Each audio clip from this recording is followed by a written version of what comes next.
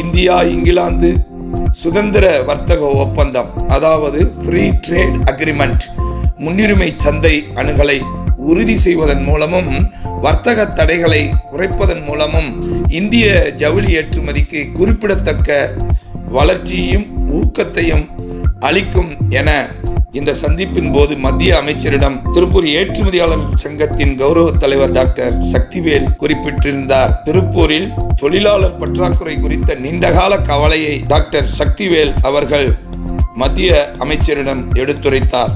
மேலும் அனைத்து புலம்பெயர்ந்த தொழிலாளர்களுக்கும் திருப்பூர் ஏற்றுமதியாளர்கள் வழங்கும் நல்ல வசதிகளை எடுத்துரைத்து மற்ற மாநிலங்களில் திருப்பூரின் தொழிலாளர் தேவை குறித்த விளம்பரங்களை வைத்து தொழிலாளர்களை அதிகமாக திருப்பூரை நோக்கி வரவழைக்கும் முயற்சியை மேற்கொள்ளுமாறு மத்திய அமைச்சர் அவர்கள் அறிவுறுத்தினார்.